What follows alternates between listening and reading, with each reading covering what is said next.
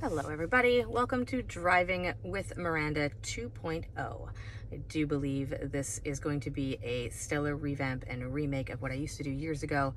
I will be looking at various vehicles from top-end brands to regular, normal, everyday vehicles, doing the video reviews like I used to a few years ago. However, bear with me on the video quality and editing as I am learning this skill on my own now. So keep those comments to yourselves.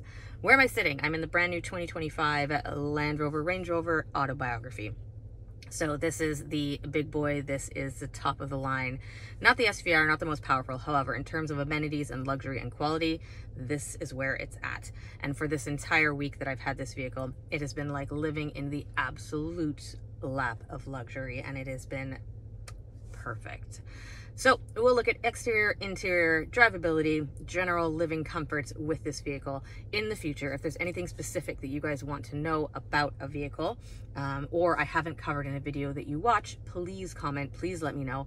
I can answer your questions for you in the written word instead of online in a video, or in the next iteration of the vehicle that I drive, I can talk about what you want to know.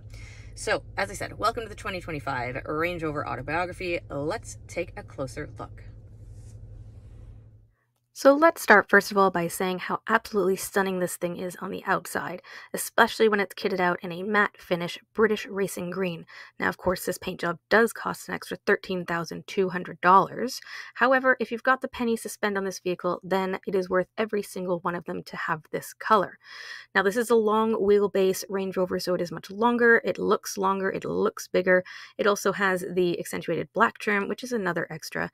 It sits on 23-inch rims, not the nicest design, in my opinion. I think there's nicer 23 inches that would look better with this color. However, they are a good size for the vehicle. Of course, you can downsize for the winter or get the regular sized wheels that it comes with. The extra for the 23-inch is another $2,600. But once again, if you've got the pennies, why not? In terms of what this has underneath that lovely British racing green hood, well, it is a 4.4-liter V8, 530 horsepower twin turbocharged engine that is also a mild hybrid. So it also has a 390 kilowatt battery. Now that doesn't really add any extra power, however, it does help with fuel economy, which, by the way, I averaged in the 12.9 to 13, just a little bit over 13 liters per 100 kilometers for the week. I did a decent amount up in city though, which also makes it harder to have a better fuel economy. Highway driving is obviously better, so it wasn't terrible. Again, this is a big, heavy vehicle.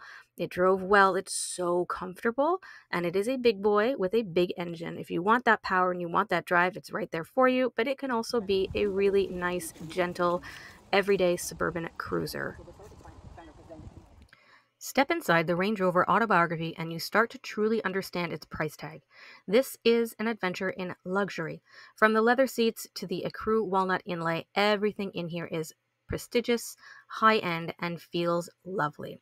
Now, I wouldn't fully recommend cream if you have young children, but for myself and my 12-year-old, we handled it quite all right. Now, that ecru walnut on the steering wheel is possibly one of the most comfortable feeling materials on a steering wheel I have felt in quite some time. So smooth, so luxurious, and the steering wheel is heated. Bonus for us Canadians. Behind that steering wheel, you have a fully digital gauge cluster, which is also customizable, and in the middle, you get a 13.1-inch touchscreen. Now, Land Rover has taken some jabs over the years, especially from me, about their onboard system. However, I have to say, it has improved greatly over the years, and this one is quite easy to use. Everything is at your fingertips, from your all-terrain responses to your entertainment to your nav, all the things. Yeah, it's a little bit laggy, but it works. Of course, there's USB ports up front as well, and a nifty little cooler in the middle armrest.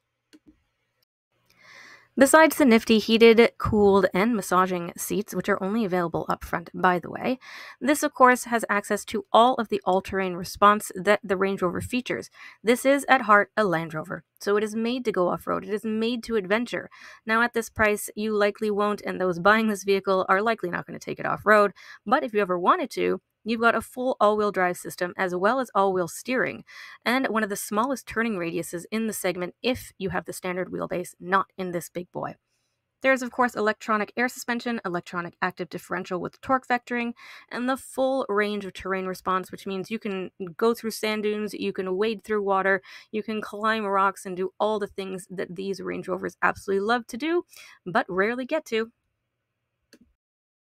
Come around to the back, and if you remember, I said this was a long wheelbase version, and this is the 7-seater. There is a 5-seater option. So this has 3 rows, and thanks to some nifty electronic buttons on the side, you can easily get in and out of that 3rd row. Now keep in mind, I'm 5 foot 2 inches, so it isn't usually a struggle for me. However, with that button system, it makes it even easier. And once I'm back there in that 3rd row, there is plenty of legroom, for me at least. There are also USB ports back there for those 3rd row occupants to keep themselves occupied, since they do not have the entertainment system that the 2nd row has, which is equipped with 2 screens. This is an option, as well as 2 sets of headphones. Now, if you're the middle occupant, well, you're just going to have to look out the windscreen in front and bring your own entertainment, I guess. Of note, there are heated seats in all 3 rows. That's right, even the 3rd row occupants get to stay toasty when the temperatures drop. Coming around to the trunk space, because this has 3 rows, with that 3rd row up, it does eat into that cargo space just a little bit. So with that 3rd row up, you've got about 250 liters only, and I say only, that's still a decent size.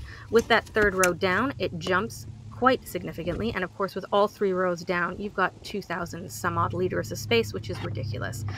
There's also the really easy load cargo bay, so you open up your tailgate and then you can open down the bottom part of the tailgate, which makes loading groceries really easy. It also has a nifty little grocery holder, so your bags don't go flopping around if you want to drive spiritedly in this Range Rover, which you can.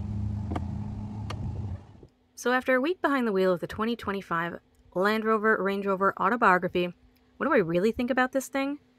Well, for those who know me well, know that I love this brand regardless. So I fell in love the moment I saw it. The pink color just enhanced those feelings. Of course, this is not a cheap vehicle, but again, if you have the pennies to buy this type of vehicle, then you're also going to have the pennies to maintain it.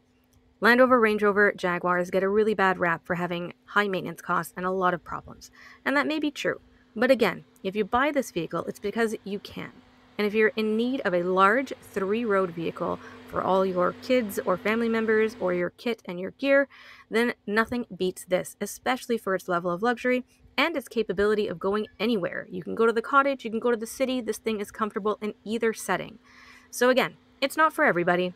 However, if you have the chance and you have the coin, then I would not hesitate. And trust me, if I had the coin, I would have one of these in my driveway as it is with the...